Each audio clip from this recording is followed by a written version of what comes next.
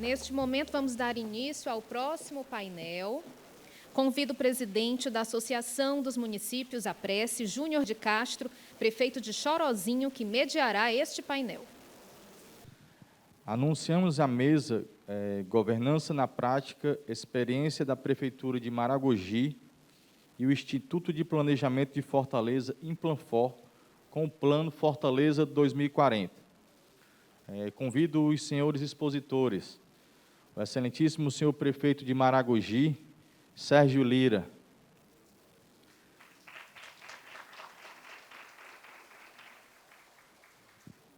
Secretário da Prefeitura de Maragogi, Thomas Lira.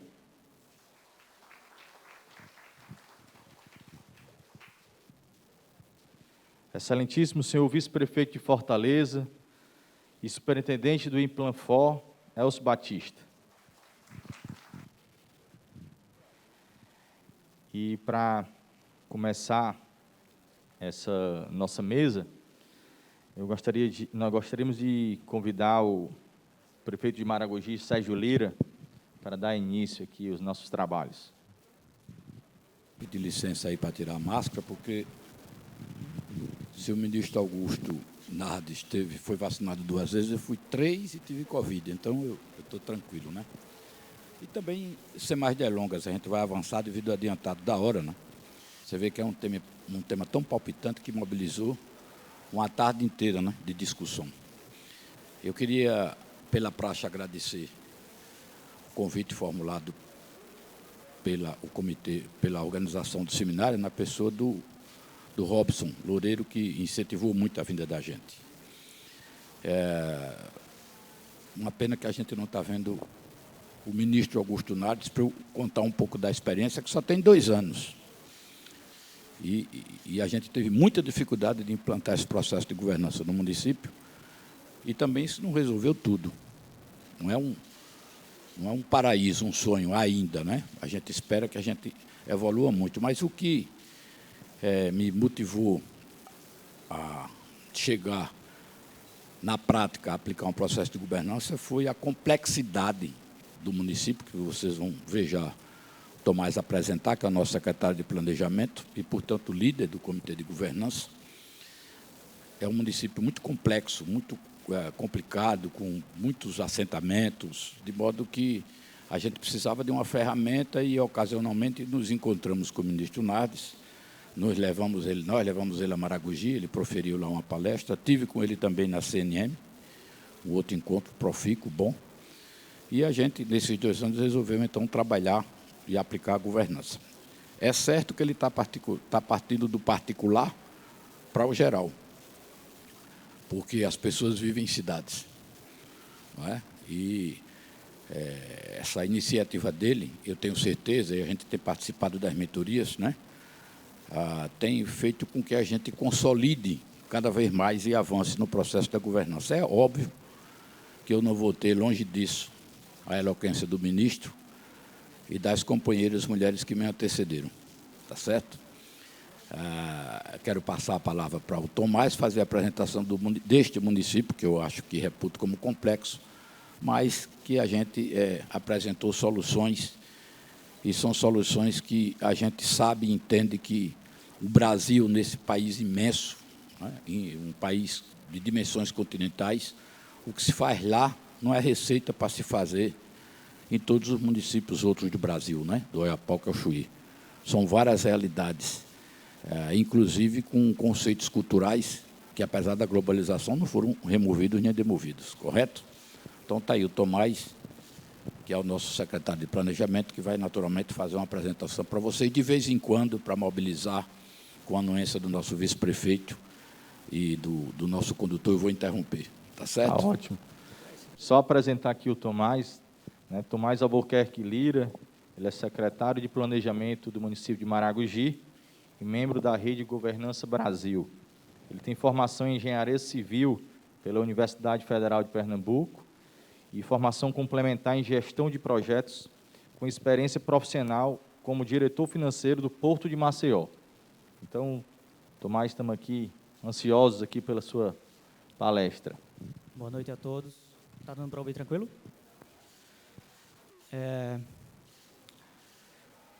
Vou começar já fazendo um convite a todo mundo. Acho que todo mundo deveria conhecer Maragogi, mas aos que ainda não tiveram a oportunidade, eu vou mostrar algumas fotos. Maragogi é muito conhecido pelas suas praias, pelas suas piscinas naturais, pelos seus pontos turísticos. E toda essa beleza natural criou em Maragogi um grande avanço, um grande desenvolvimento do turismo. Maragogi, hoje, é um dos municípios que mais cresce em Alagoas, inclusive tem crescido mais do que Maceió em termos de PIB, proporcionalmente. Cresceu tão rápido que cresceu mais do que a própria infraestrutura pública. Foi quando a gente começou a ter esses problemas e esses desafios complexos que o prefeito estava comentando. Imagine para um município de 33 mil habitantes, com 23 quilômetros de orla, um município que tem mais assentamentos rurais de todo o estado de Alagoas, que representa 1/3 de todo o nosso território. Então, você começa a ver um município com poucos recursos, mas com toda essa complexidade e todo esse nível de exigência que uma prefeitura tem.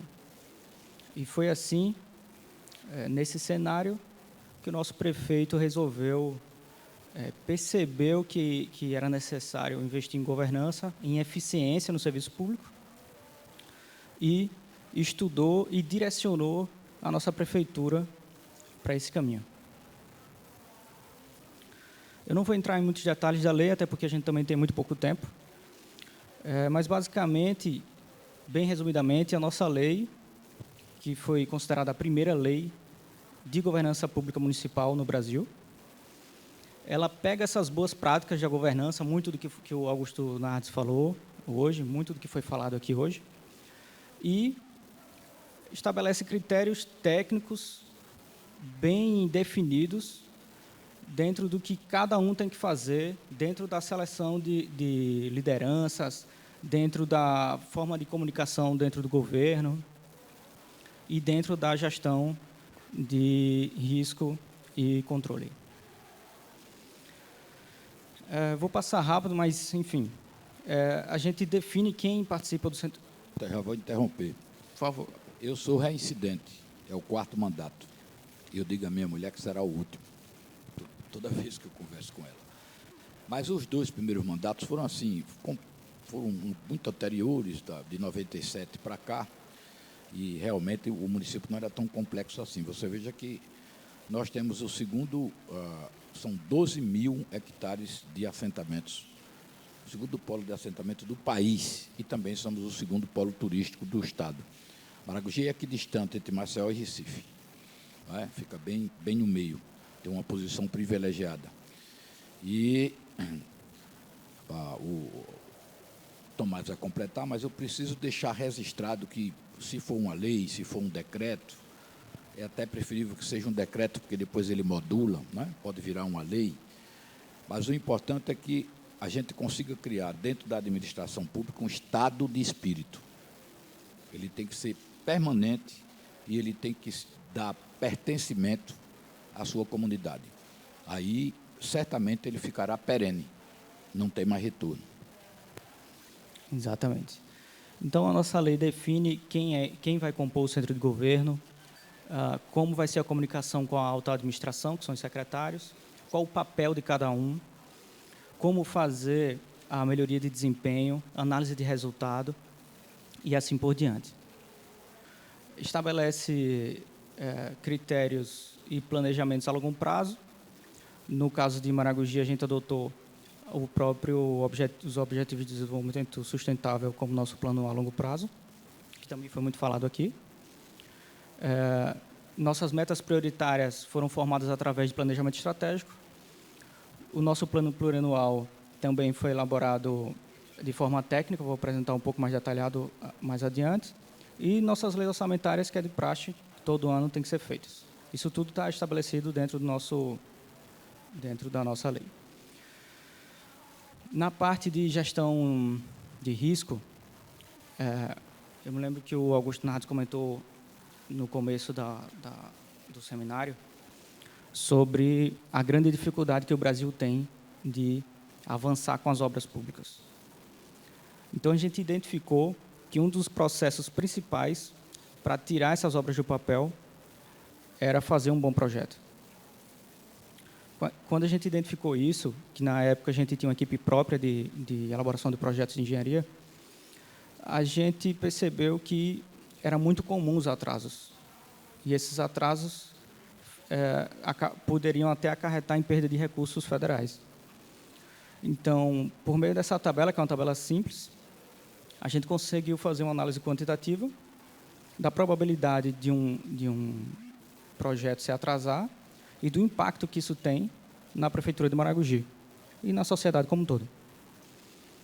Então, resolvemos contratar uma empresa de projetos para diminuir esse risco e a partir de agora, vamos monitorar o tempo que é gasto em cada projeto, inclusive com os próprios engenheiros que antes faziam os projetos, fazendo o monitoramento agora. Dizer só que isso foi um avanço, né? Porque como a gente não tinha essa competência, passamos aí patinando 3 anos sem conseguir formular projetos que atendessem à necessidade do governo federal, mesmo do estadual, não é? Reformulando, levando, vamos dizer assim, não, sendo criticado pela Caixa Econômica, pelos próprios ministérios, nós entendemos que tínhamos que contratar uma empresa, fizemos licitação e contratamos essa empresa e montamos uma caixa de projetos. Mas essa caixa só aparece, né? Agora apareceu pelo PPA passado. Nesse PPA participativo que tivemos agora, que é a demanda da comunidade, que dizia que queria aquilo, nós fazíamos o projeto para isso e íamos buscar recursos para aquele fim. Isso é só um exemplo de um tipo de análise de risco que a gente fez, só para demonstrar para vocês na prática como é esse tipo de processo. Outra coisa muito importante, que inclusive é o primeiro passo dos 10 passos que o ministro Augusto Nardes comentou aqui também, é a parte de seleção de lideranças, contratação de pessoas, principalmente na alta administração. Na lei a gente fala que para contratar um secretário, ele precisa ter idoneidade moral, formação acadêmica e formação profissional, experiência profissional, compatível com o cargo que ele vai exercer. Isso, pode falar. Eu queria que vocês atinassem, porque Maragogi não é do tamanho de Fortaleza. São 33 mil habitantes. A complicação, não é? A complicação que é você fazer, enquanto líder, enquanto gestor, a seleção desse pessoal, obedecendo, inclusive, porque nós fazemos uma empresa pública e política durante 4 anos, né? Inclusive com partidários e aliados, pessoas competentes, mas que tem que ter uma certa relação de poder conosco, né? Então, extremamente complicado e difícil, mas a gente conseguiu, o Tomás vai mostrar aí, nós conseguimos ser bem-sucedidos nesse particular. E esse equilíbrio todo ainda, considerando o salário no servidor público de um município que tem menos de 50 mil habitantes, com recursos bem limitados. A disponibilidade desses profissionais no mercado de trabalho é muito difícil de conseguir. A gente fez uma entrevista com todos os participantes de dezembro para janeiro. E a gente sempre gosta de mostrar essa parte de liderança, porque se a gente conseguiu, e a gente conseguiu, vamos mostrar, a gente acredita que a grande maioria dos municípios brasileiros também tem essa capacidade. Se a gente conseguiu, todo mundo pode conseguir. Pode passar. Temos um secretário de Educação que é especialista em gestão educacional, que, inclusive, está desenvolvendo um projeto novo de inovação com a tecnologia para melhorar a qualidade do ensino, para resgatar esses alunos que estão saindo com déficits da pandemia e que, consequentemente, vai melhorar o IDEB. Paulo Vargas, também membro da Rede Governança, advogado e tem experiência no Banco do Brasil. Inclusive, ele é especialista em tributação. Leonardo foi membro do próprio Instituto do Meio Ambiente, que é o órgão estadual responsável por fiscalizar e aprovar estudos ambientais. Estava falando para o vice-prefeito aqui, ele vamos dizer assim, é o secretário, aliás, superintendente do Instituto de Planejamento. É uma autarquia, mas não deixa de estar ligado, né? E muitas vezes a gente não ocupa o vice-prefeito, falando aqui para os gestores presentes. E é ruim não ocupar vice-prefeito, né? Porque fica aquela sombra, aquela ameaça permanente e tal.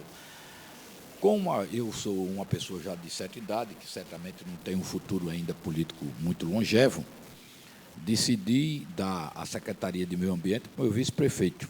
Ele não vai estar aí selecionado, mas eu queria contagiá-lo, que ele se inteirasse do que é a governança, para que isso virasse uma espécie de escola de formação, né? E isso tem dado muito certo. O nosso Leonardo é subsecretário e ele assumiu o meio ambiente, porque Maragogi, vocês vão ver aí, está dentro de uma área de preservação ambiental, não é? É a área de preservação ambiental uma das mais visitadas do país, que é a APA Costa dos Corais. Só para falar de mais alguns dos nossos secretários, Brumel é engenheiro civil e está na Secretaria de Infraestrutura e exerceu um cargo na Companhia Brasileira de Trens Urbanos. O doutor Francisco também agora está fazendo parte da rede. Ele é médico e é secretário da Saúde. Também já foi secretário da Saúde de Maceió. E o Diego, que está como secretário de Turismo e foi eleito pelo próprio Contur. Você quer contar um pouquinho da história? É rápido. O Contur é o seguinte, essa governança só vai dar certo se você conseguir envolver o privado. Eu vi alguém dizer aqui que não tem muita experiência em público, mas a gente tem que ter experiência no público e no privado.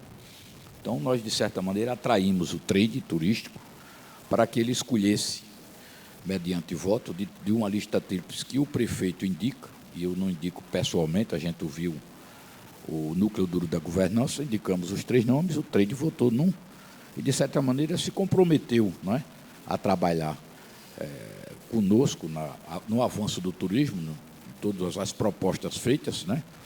E divide o peso da responsabilidade e também botam aquela pitada de governança necessária, tá certo? Na Secretaria de Turismo. Pode passar. Quando a gente conseguiu organizar os secretários e a governança, a gente produziu vários planos essenciais para o nosso município. A gente revisou o nosso plano diretor de forma completamente técnica, e que justamente resolvia os problemas socioterritoriais que a gente tanto se preocupou. Plano de saneamento, eu não vou nem falar da importância, principalmente nessa revolução que estamos vivendo no marco regulatório de saneamento. O planejamento estratégico, que fizemos de 2 em 2 anos, desde a gestão anterior. Fizemos um também já com esses novos secretários, em janeiro. E o plano plurianual, que já está na Câmara de Vereadores. Pode passar.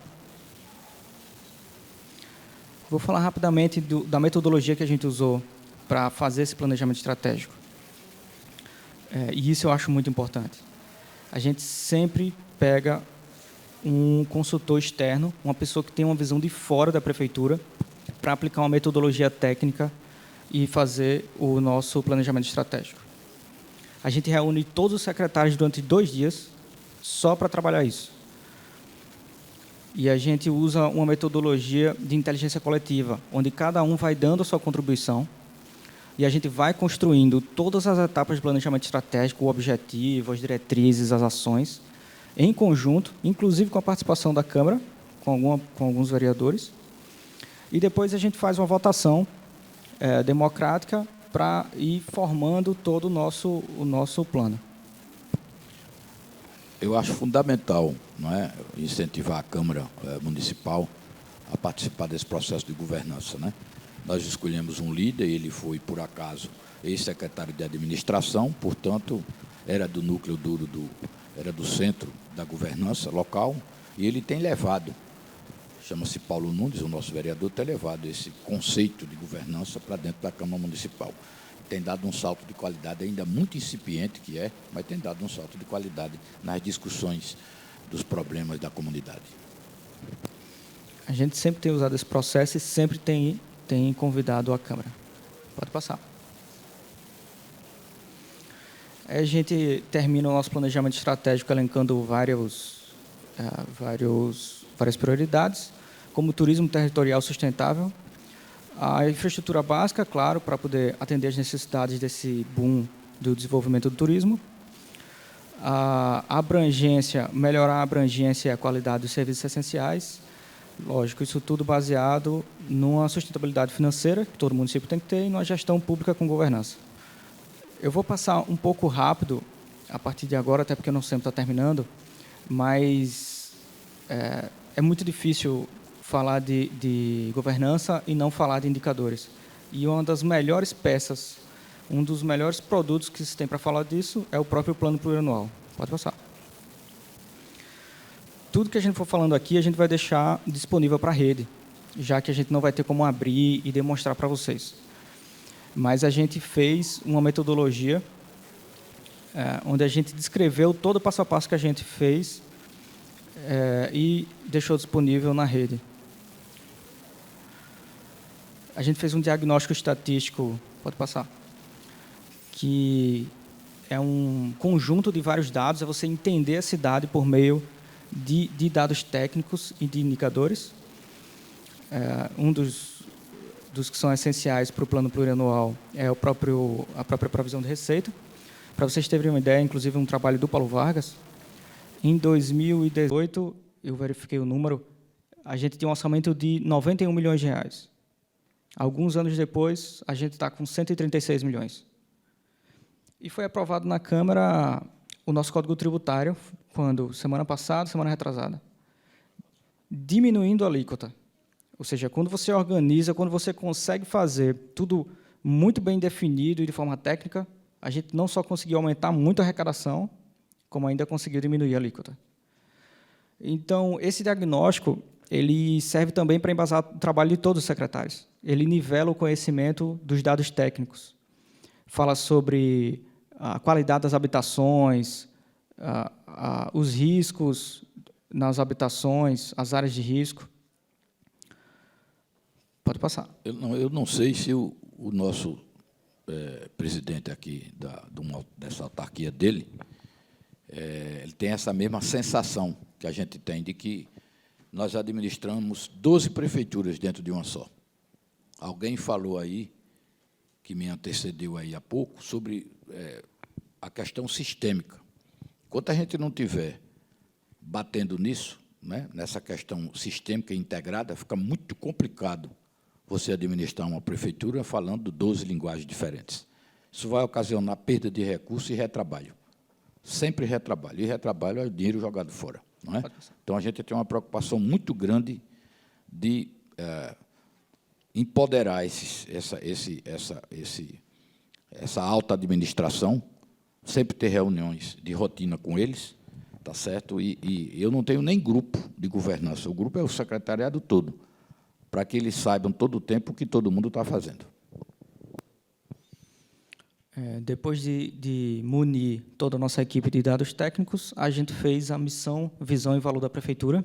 Pode passar. Naquela mesma metodologia, fazendo de forma integrada com todos os secretários e com a Câmara de Vereadores, com alguns vereadores, a gente chegou, só para pegar alguns exemplos, nossa visão é, claro, promover a qualidade de vida da sociedade, por meio de uma gestão pública transparente, integrada, baseado em ética e gestão humanizada, por exemplo. E isso tudo foram os conceitos que a gente utilizou para fazer e definir o caminho que a gente ia seguir. Pode passar. Depois disso, a gente fez participação popular, ouvindo a sociedade. Pode passar.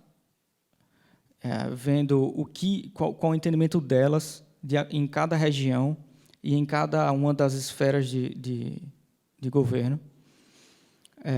E não só essa, a gente faz várias pesquisas, né? Recentemente saiu uma também, que o prefeito pode falar mais adiante, mas pode passar. Então, Lembrando que todos os documentos que eu estou citando aqui, eu estou colocando disponível na Rede Governança.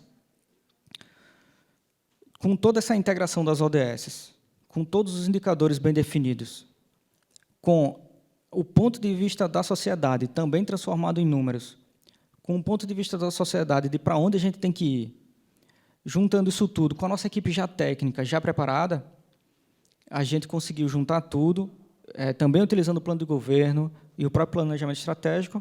Pode passar. E fizemos todos os nossos indicadores. Criamos eixos, as diretrizes, os programas de PPA, os programas de PPA vinculados a metas e indicadores e todas as ações necessárias para a gente atingir essas metas. Conseguimos elencar 70 dessas metas, que também vou deixar disponível. Mas eu vou citar duas aqui, só para vocês verem como é os cards. Eu acho que eu só vou citar uma, pode passar. A meta 5, todas as metas ligadas a um programa, né? Esse é o de urbanização.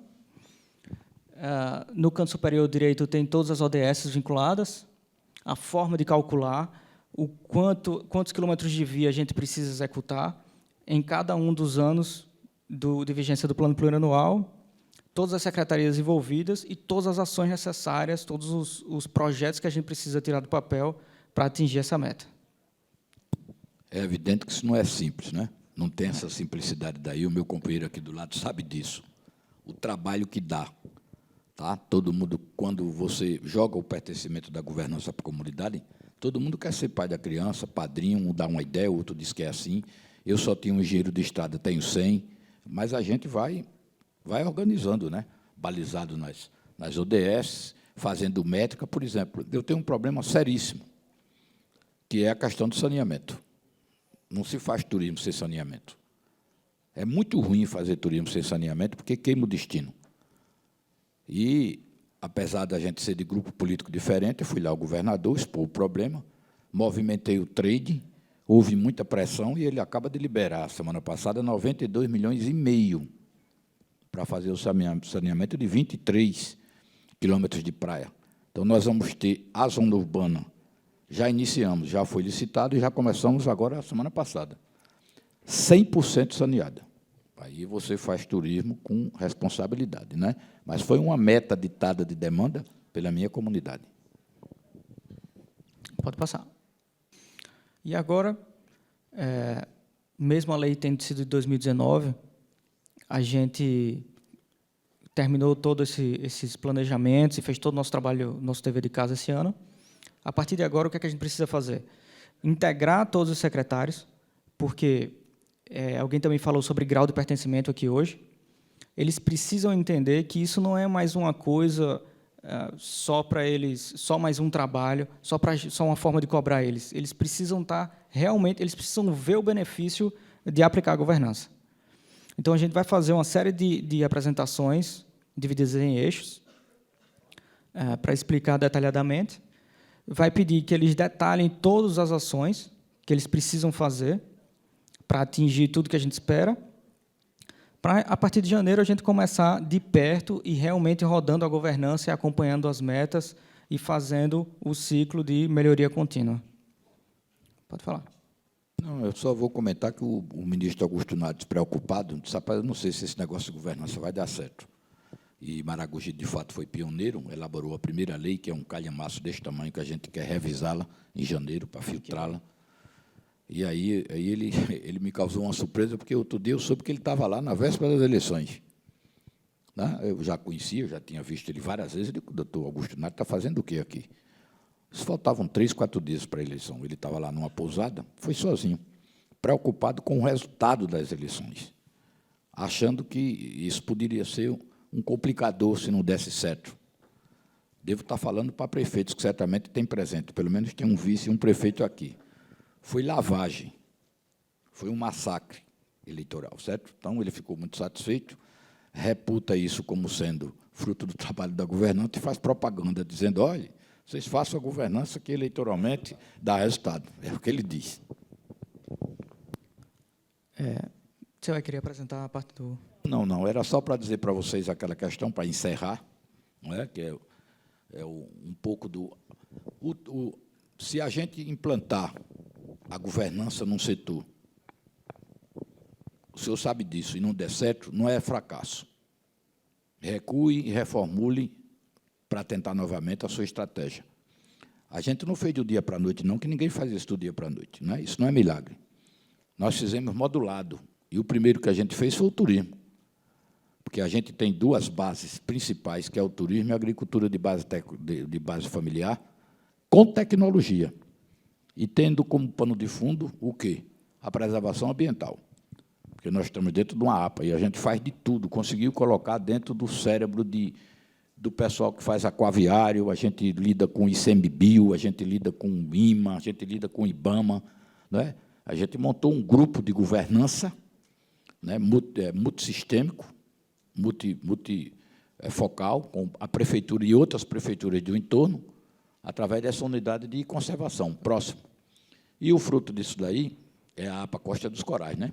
O CONAPAC gerencia, a gente tem assento como prefeito no CONAPAC, tem um plano de manejo para utilizar os recursos de maneira a preservá-los nesse plano de manejo, sim, e dar o uso sustentável. Próximo. Só para você ver, esses são os regramentos do turismo estratégico, lá para o grande mundo aquaviário que nós temos, a segunda maior barreira coralina, que começa, inclusive, aqui no Maranhão, vai até a Bahia, do mundo, a mais biodiversa. Tá? A gente aí faz estudos, daí a gente tem o aquaviário, bom, aí tem todos esses regramentos, que são regramentos do CONAPAC, ditados por ele, liderados pelo ICMBio. Próximo. Maragogi é o segundo polo turístico, não é mais importante do Estado, é o primeiro destino turístico, secretário, primeiro, sem aeroporto do Brasil. Agora eu vou perder isso, porque a minha comunidade pediu um aeroporto e a gente está conseguindo a construção dele, e eu vou perder esse prêmio. Temos a melhor pousada de charme do mundo, está lá. Um dos melhores restaurantes que a gente tem, amealhamos aí vários prêmios, né? Temos o segundo melhor hotel do mundo de turismo familiar. Então, a gente não pode queimar o destino que tem. Sem governança, você administrar conflito de uma zona rural complexa, com 1.500 famílias, tá certo? Que são assentadas, mais um setor de turismo dentro de uma APA, com toda a complexidade que é complicado, né? E o turismo vai indo. Vamos dizer assim, a comunidade, as pessoas proprietárias de hotéis, todos da região, de hotéis, de pousadas, foram embora. A infraestrutura está correndo atrás deles, né? Porque eles avançaram e avançaram muito. Mas tem duas coisas importantes para dizer. Não sei se eu reputo isso à governança, tá certo?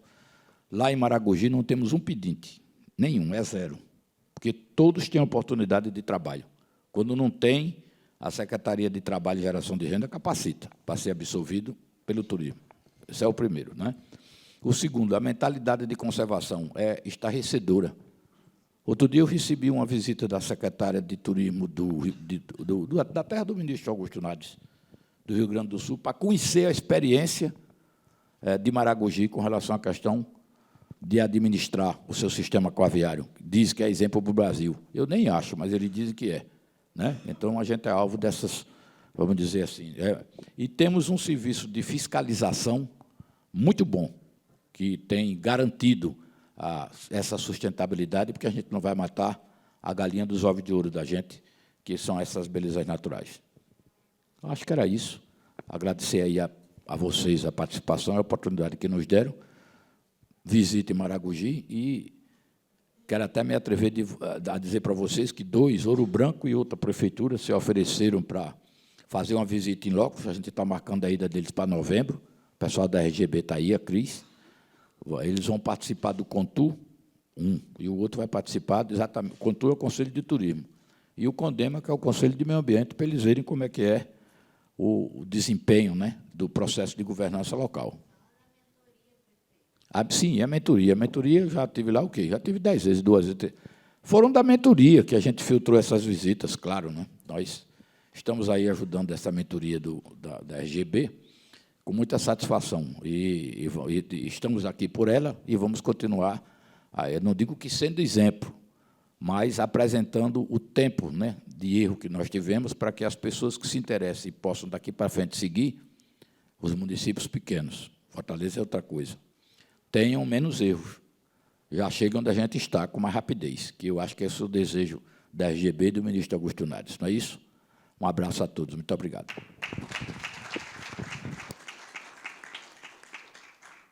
Agradecer o nosso prefeito de Maragogi, cidade muito bonita, já tive a oportunidade de estar lá por algumas vezes, e agradecer o nosso secretário, Thomas. Ao final, a gente abrir aqui para algumas dúvidas, né, algumas perguntas. A gente tem algumas pessoas aí olhando as perguntas, mas passar a palavra para o nosso vice-prefeito de Fortaleza, Elcio Batista, cientista social por formação e mestre em Sociologia pela Universidade Federal do Ceará. É vice-prefeito eleito de Fortaleza e superintendente do Implanfor, que é o Instituto de Planejamento. Foi chefe de gabinete do nosso governador Camilo Santana e chefe da Casa Civil do governo do Ceará nos anos de 2015 a 2020. Saiu para ser o nosso vice-prefeito de Fortaleza. Na primeira gestão do prefeito Roberto Cláudio, o nosso vice-prefeito foi secretário municipal de Juventude, atuando no fortalecimento da rede Cuca e na concepção da Academia Enem. Então, passar a palavra para o nosso vice-prefeito Elcio, e desde já agradecemos aqui pela participação. Parabenizar ao presidente da Unipasse, o deputado Salmito Filho, meu companheiro de formação, ele é cientista social também. Parabenizar ao presidente da Assembleia Legislativa, Evandro Leitão, o ministro Augusto Nares, que esteve aqui, do TCU, Tribunal de Contas da União, fazendo um trabalho muito importante relacionado com governança. Parabenizar a primeira-dama do Legislativo aqui, a Cristiane, em nome dela, cumprimentar todas as mulheres. Parabenizar também o prefeito Sérgio e Tomás, secretário. Que bela apresentação sobre o município de Maragogi, como é importante, né, o planejamento, a governança e os resultados alcançados lá em Maragogi. É um exemplo para os municípios brasileiros, sejam grandes ou pequenos, mas, sobretudo, para os municípios pequenos que a gente tem no Brasil, e são a maioria, e, portanto, se a gente melhorar a gestão desses municípios, a gente vai dar um salto de qualidade no Brasil enorme, né? Sabemos que há uma concentração. Na verdade, não é que a concentração dos problemas são nas grandes cidades ou nas grandes metrópoles como Fortaleza. Na verdade, nesses pequenos municípios, apenas a dimensão desses problemas é menor, mas o problema é o mesmo. E eu vou começar justamente falando a respeito disso. Bom, o tema que eu quero abordar aqui é o Fortaleza 2040, mas a ideia de planejamento para uma cidade justa e sustentável. O tema da governança é super importante a gente entender. No primeiro momento, as empresas, né, e todo mundo começou a falar muito de planejamento. A técnica do planejamento no Brasil é uma técnica que vem aí mais ou menos ali por volta da Segunda Guerra Mundial. Depois da Segunda Guerra Mundial, o Brasil envereda por um caminho do planejamento, né, e até na academia a gente passou a falar em tecnocracia, dado o domínio que o planejamento passou a ter, né? Só que era uma visão de cima para baixo, né? Os técnicos estabeleciam quais deveriam ser essas metas, onde deveríamos chegar, o que deveríamos fazer, mas sem participação, sem ativação das pessoas, dos cidadãos. O setor privado também faz planejamento. O problema, a palavra governança surge por uma razão muito específica. É porque antes do planejamento, você só olhava para a sua instituição, para o governo especificamente, ou para a empresa privada, ou, no caso, a sociedade civil. A descoberta da governança é o seguinte, é que isso é um sistema interdependente. Interdependente dentro do governo, entre as diferentes secretarias, interdependente, porque o governo se relaciona com a sociedade e precisa da participação da sociedade, e o governo se relaciona com o setor privado, e vice-versa. Portanto, eu tenho que ter governança sobre isso, senão as coisas não acontecem, porque você não consegue realizar sozinho. Para acontecer aquele resultado que você espera, você precisa justamente que esses atores trabalhem na mesma direção, senão nada acontece. Ou senão, não acontece o resultado esperado. Pode passar, por favor. Isso aqui é uma foto, na verdade, uma foto antiga de uma cidade antiga também. Isso é uma foto de Manchester, na Inglaterra. Isso era, na verdade, as cidades, o progresso, a prosperidade no século XIX e no final do século XVIII, século XIX, início do século XX, era isso aqui. Era uma cidade com essas características. Muitas indústrias, poluentes, mas era o período da industrialização. Pode passar. Isso era sinônimo de prosperidade, era de riqueza, era sinônimo justamente de desenvolvimento, de progresso. Pode passar. Hoje, o símbolo de riqueza, né, quando você pega uma imagem para simbolizar riqueza, é algo como essa imagem que a gente está vendo. Pode passar. Ou essa imagem aqui, que eu poderia colocar Fortaleza também, essa região aqui da Aldeota, Meireles, Biramar, etc. Né? Normalmente é assim que a gente exemplifica as cidades. Eu vou já falar por que a gente deixou de ter aquilo ali como uma ideia de sustentabilidade. Justamente porque a base daquela economia industrial está relacionada justamente com combustíveis fósseis, que é um dos grandes problemas que a gente tem do nosso tempo, por conta da transição ecológica que a gente está passando no planeta, relacionada com o aquecimento global. Pode passar. Bom, mas a gente não conseguiu, com toda essa riqueza, prosperidade, nem das cidades do passado, nem das cidades do presente, principalmente no Brasil e na América Latina e em muitos países do mundo, a gente não conseguiu superar algo estrutural, a desigualdade. A desigualdade é um fenômeno estrutural do modelo de sociedade que a gente vive. Portanto, todo planejamento ele tem como ter lá como grande objetivo reduzir as fortes desigualdades que a gente tem. Antes a gente só falava em desigualdade social e relacionava ela normalmente com educação, com questões de infraestrutura, principalmente saneamento básico, habitação, saúde. Hoje, a gente não só fala nessas desigualdades, a gente agora fala em desigualdade de gênero, por exemplo, também. Mas somos estruturalmente desiguais. A América Latina é o continente mais desigual do mundo e o Brasil é um dos países mais desiguais do mundo. Portanto, qualquer planejamento, qualquer sistema de governança tem que ter como base resolver a questão da desigualdade. E quando eu falo resolver, não significa que agora a gente vai ter uma sociedade igualitária de forma plena, porque essa nunca também existiu. E as tentativas utópicas de resolver esse problema acabaram em tiranias. Então, esse não é o melhor caminho. O melhor caminho é a gente produzir e construir algo que se chama de equidade, e não necessariamente igualdade. A igualdade plena é uma utopia inalcançável. Mas a equidade, ela é plenamente possível. Vou dar um exemplo de equidade. As melhores escolas deveriam estar onde? Nos lugares onde vivem as pessoas mais pobres. Ali deveriam estar as melhores escolas. Isso é equidade. Isso é equidade. Por quê? Porque se eu colocar as melhores escolas nos lugares mais pobres, aquelas pessoas terão melhores condições para disputar um sistema meritocrático que a gente acha que vale e que funciona na nossa sociedade. Só que a meritocracia, se ela não ocorre dessa forma, é uma plena enganação que a gente tem. Então, esse é um sistema de equidade. Colocar a escola, a melhor escola, no lugar que precisa mais, onde estão as pessoas mais pobres de uma cidade. Isso é produzir equidade. Não é produzir igualdade, mas é produzir equidade. Demografia. Demografia é o maior impacto que pode ter, que pode ocorrer, e eu vou já mostrar para vocês o que aconteceu com Fortaleza, relacionado com a questão de problemas sociais, aumento de desigualdade e, portanto, a necessidade de um planejamento bastante sofisticado. Isso é a ocupação territorial de Fortaleza. Pode ir passando. Olha o que vai ocorrendo com isso aí. Ó. Isso é 1880, uma pequena vila, nada, pode passar. Isso é 1932, pode passar. Isso é 1945, pode passar. Isso é 1955, pode passar. 1965, pode passar. Em 1975, ocorre um fenômeno que é o quê? Primeiro, cada vez mais as cidades no Brasil se industrializando. Fortaleza passa por um processo de industrialização forte financiamento da Sudene, no caso do Nordeste, e há problemas relacionados com a seca no interior, com o semiárido, com a falta de políticas públicas relacionadas com a população do semiárido, elas vão afluir para Fortaleza com muita força, né? E aí a ocupação territorial, 75 passa para 85, 95, pode passar. Olha o que vai ocorrendo com a cidade, adensando fortemente, pode passar. 2005, Pode passar. 2015, praticamente o território todo é tomado. E o que acontece? Qual é o problema disso? Ausência completa de planejamento, demanda exagerada por serviços públicos, saúde, educação, saneamento básico, drenagem, iluminação, transporte público.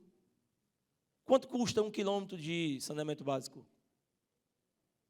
Quando você pega e traz aqui, numa cidade como Fortaleza, ou então em São Paulo, você traz um arquiteto urbanista, você traz um especialista da Europa para discutir sobre planejamento urbano e o desenvolvimento da cidade, eles olham para a nossa cidade e eles tomam um susto. Eles dizem, vocês são muito ricos. Por que a gente é muito rico? Por que na visão dele a gente é rico? Porque uma cidade espraiada como essa, com essa dimensão, ela é insustentável, não tem dinheiro que pague. Porque eu não consigo oferecer serviços de qualidade em todo esse perímetro da cidade. Consequentemente, o que acontece? Essas cidades se transformam em cidades extremamente desiguais. Em lugares com IDH, como é o caso de Fortaleza, Aldeota, Meireles, etc., que é um IDH igual a de Genebra, na Suíça. Entretanto, a gente tem bairros aqui de Fortaleza, como o Conjunto Palmeiras, Janguru Sul, etc., que são um IDH de países africanos. Na mesma cidade, convivendo com 7 quilômetros de distância. Às vezes, dentro do mesmo bairro. Às vezes, dentro do mesmo bairro. Então, a questão da demografia, ela impacta fortemente. E a gente deixou a cidade se espraiar. Uma cidade espraiada é uma cidade cara, é insustentável, financeiramente. Daí a gente está correndo agora para resolver problemas que foram gestados justamente por conta disso. Pode passar, para acelerar aqui. Pode passar. Bom, planejamento. Não dá para a gente conseguir alcançar uma cidade que seja sustentável, uma cidade que seja produtora de equidade, sem planejamento. E aí, o que acontece? Eu coordenei, junto com o Eudoro Santana, o plano de governo do prefeito Alberto Cláudio. E lá foi colocado de que a gente deveria ter uma visão de longo prazo, uma ambição para a cidade de Fortaleza. Portanto, a gente deveria ter o Fortaleza 2040. Lembre-se, planejamento é algo que o Brasil sabia fazer e fazia muito bem. A Constituição de 88 estabeleceu os chamados instrumentos obrigatórios de planejamento, que é a LDO.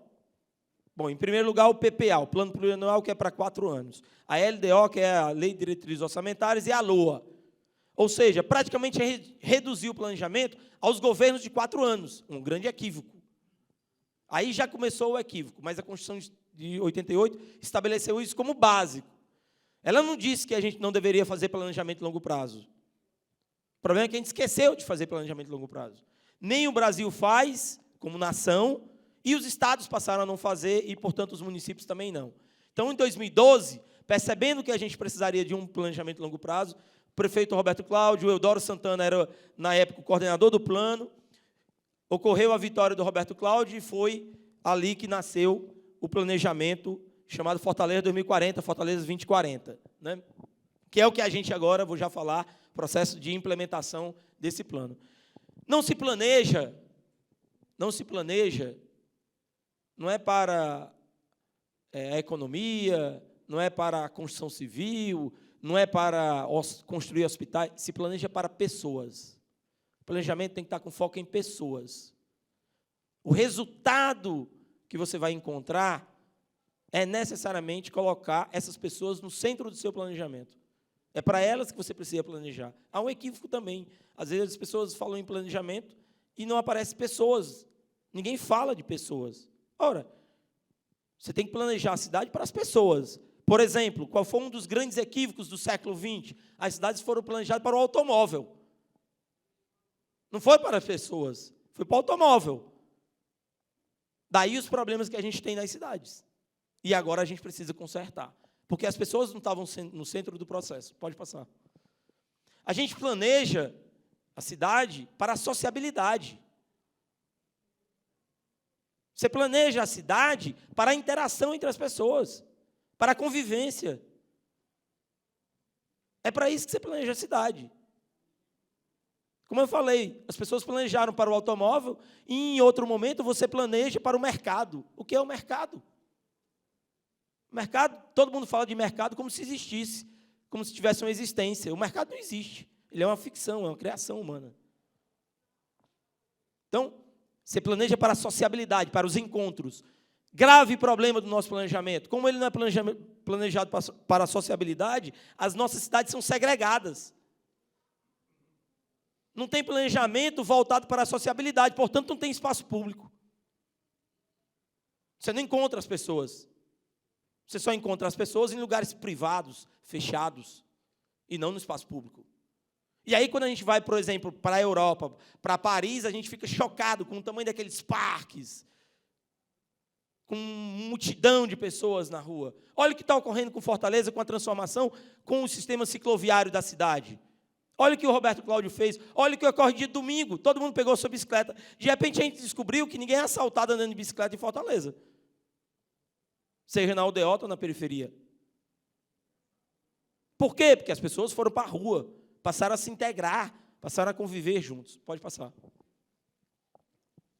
Você planeja para um sistema de trocas. E essas trocas, elas são econômicas, simbólicas, linguísticas. É para isso que você planeja a cidade. Quanto mais interação, mais troca, mais riqueza, mais prosperidade. Então, você planeja para isso. Então, isso tem que estar no centro do teu planejamento. E foi isso que ocorreu em Fortaleza. Pode passar. No nosso caso, especificamente, a gente precisa planejar para a transição tecnológica que a gente está passando. A gente está numa grande janela de oportunidade. Porque toda vida que a tecnologia muda, você pode dar é como se você conseguisse dar um passe, um bypass. Ao invés de você seguir nesse caminho, você pula lá para frente. Então, a gente tem uma grande oportunidade que a gente tem, fazer um arrudeio, aqui no Ceará a gente diria que é um arrudeio, arrudear e chegar lá na frente. Então, a gente tem uma grande oportunidade que é a tecnologia, a transição tecnológica, essa janela de oportunidade para muitos países, que muitos vão se tornar ricos quando eram pobres, e outros que eram ricos, talvez fiquem menos ricos, por conta disso. E a gente tem que aproveitar, e Fortaleza tem um plano, o Plano Fortaleza 2040 traz justamente essa dimensão. Pode passar. A gente precisa planejar para a transição energética. O nosso prefeito lá da Maragogi, ele tem um compromisso com o aquecimento global. É menor do que o nosso, mas ele tem lá também.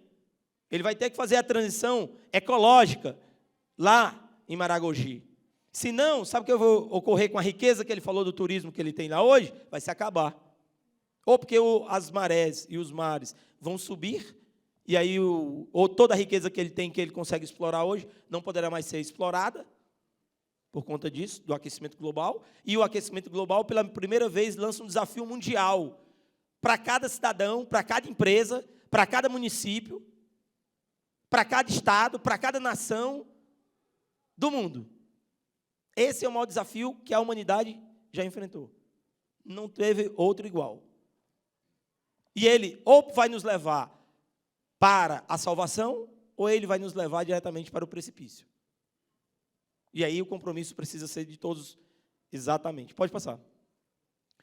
E a gente está no meio de uma transição econômica. Portanto, o planejamento tem que representar também, tem que ter como referência a transição econômica que a gente está vivendo, principalmente em grandes metrópoles como a nossa, em que a gente está saindo de um modelo industrial de cidade para um modelo baseado na economia do conhecimento, que muitos traduzem como a economia criativa, que nada mais é do que a economia do conhecimento. Pode passar.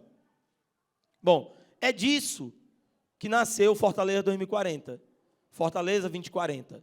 É disso também que o governador Camilo Santana vai lançar no final do ano o Ceará 2050. A visão de longo prazo, a ambição de longo prazo do governo do Estado, construída nos últimos anos. Eu falo em ambição, eu estive em Singapura, tive a oportunidade de ir para Singapura, passamos 4 dias lá, o governador também foi, a vice-governadora também esteve lá. O Jorge Paulo Lema foi quem organizou a ida de todos nós, num programa da Fundação Lema e de outras fundações, baseado em gestão de pessoas. E em Singapura, eles têm lá o que eles chamam de AAA. Você tem que ter ambição, que é a visão de longo prazo.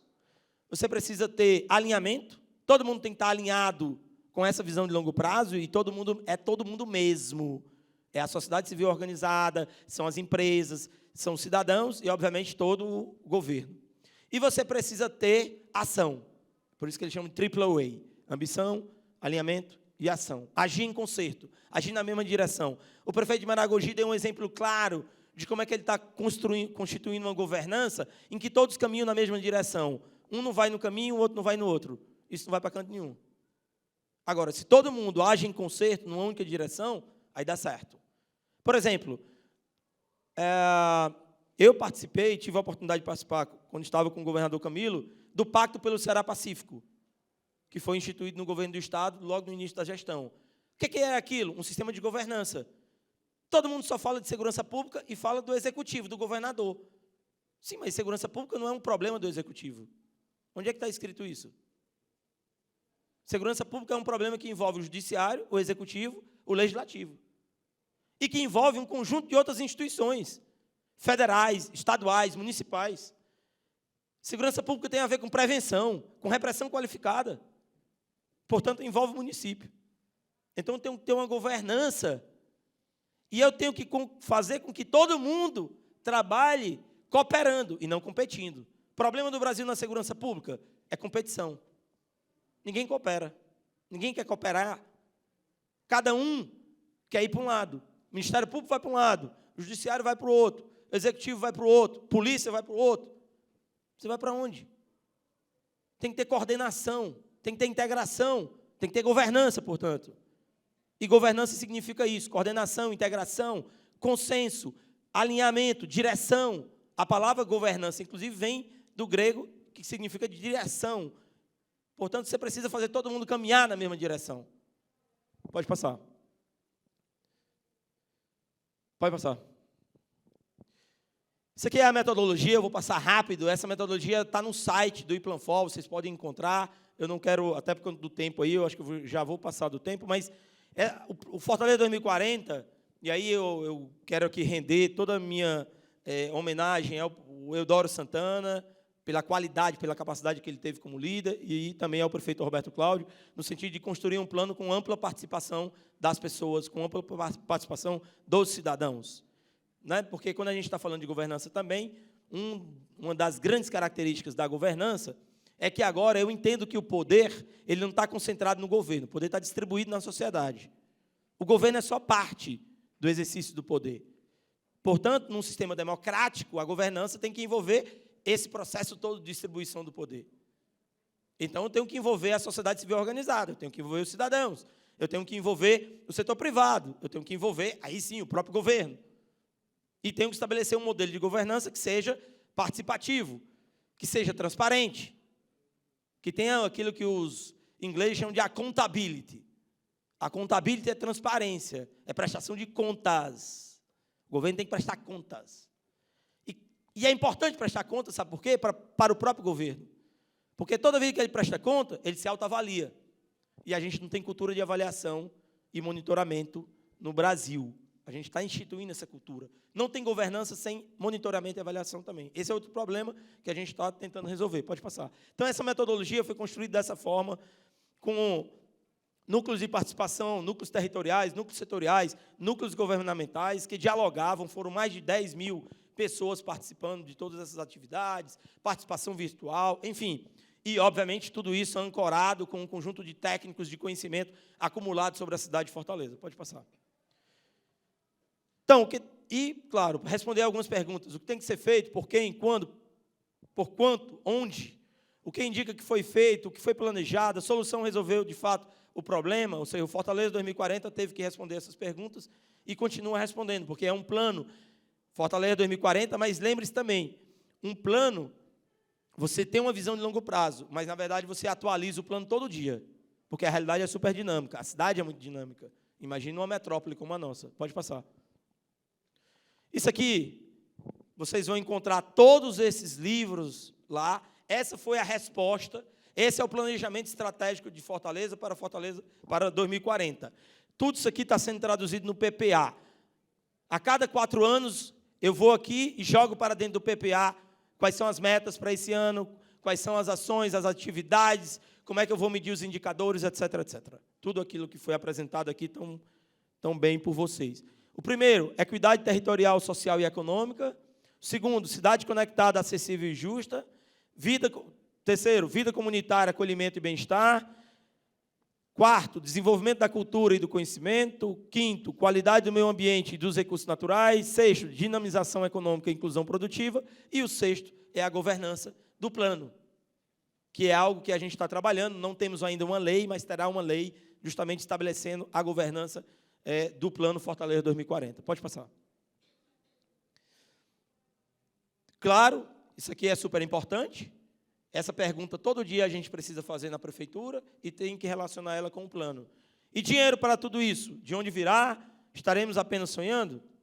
Todo dia a gente tem que responder essa pergunta aqui. Portanto, todo dia a gente tem que ter boa gestão fiscal. Ceará, modelo para o Brasil de gestão fiscal.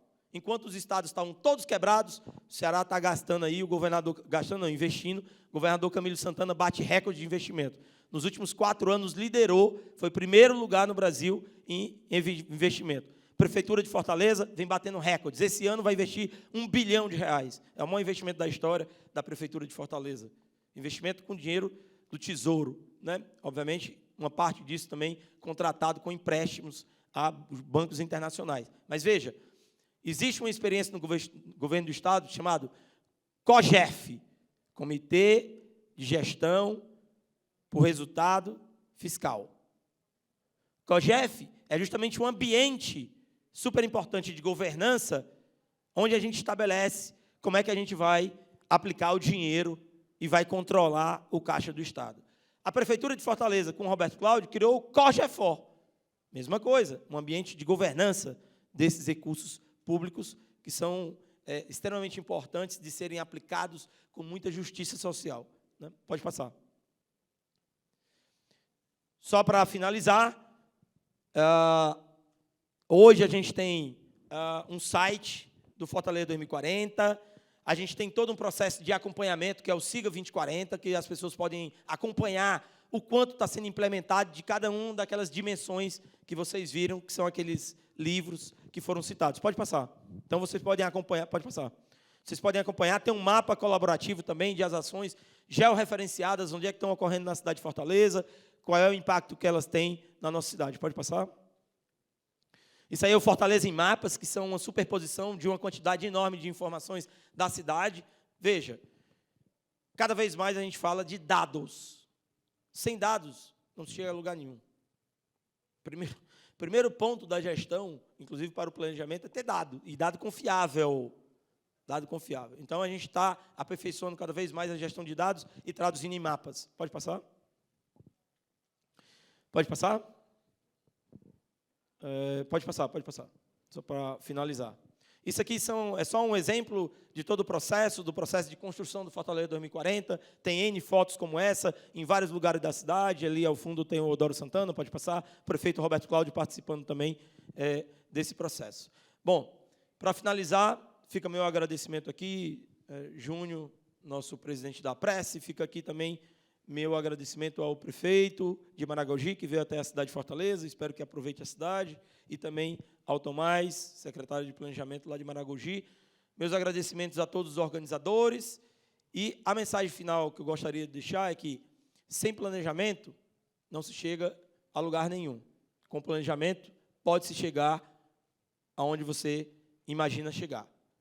Mas, sem governança, também, mesmo com planejamento, e com tentativa de encontrar esse lugar depois de algum tempo, você também não vai encontrar. Então, ter governança é fundamental, porque governança significa, permanentemente, você estar num processo que é de engajamento, de convencimento, de prestação de contas, de monitoramento e avaliação e de convergência de propósitos entre os atores, privados, públicos, dentro do governo, de forma integrada e coordenada, e com a sociedade civil organizada.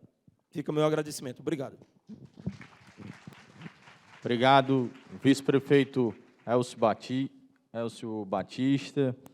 E, nesse momento, a gente encerra a mesa, agradecendo mais uma vez a participação do prefeito Sérgio de Maragogi, do Thomas, secretário de Planejamento, e do nosso vice-prefeito Elcio Batista. Agradecer a oportunidade aqui da Assembleia, da Unipasse, passar aqui para a cerimonialista. Obrigado. Okay. Antes de passar, deixa eu dizer só uma coisinha, porque eu já estou me despedindo, que eu vou viajar. Primeiro, não se sinta invejado. Fortaleza é uma complicação pior do que Maragogi. Segundo o que você falou, não é só retórica. A gente já vem tocando nesses assuntos tem um tempo. Eu aprendi com um analfabeto que era prefeito, não vou nem dizer de onde, e ele dizia que ele cuidava de gente. Ele só fazia isso, cuidava de gente. E todo o esforço que a gente tem feito é dentro desse diapasão que eu repito, não é só retórica, é a verdade. Todas as escolas de Maragogi, com dinheiro dos precatórios de Fundef, a gente investiu em áreas que vocês vão considerar, como foi considerado, louco, climatizado, com acesso, com acessibilidade, com restaurante. Não existe uma escola particular na minha região, em canto nenhum, semelhante às escolas que a gente construiu dos bairros pobres. Você está certo. A gente tem que cuidar de gente, tem que cuidar das pessoas. Obrigado mais uma vez. Agradecemos aos expositores desta mesa e a presença de todos, convidando para amanhã continuarmos com a programação do Seminário de Governança Municipal para Prefeitos e Gestores Públicos. Desejamos a todos uma ótima noite e até amanhã. Muito obrigada.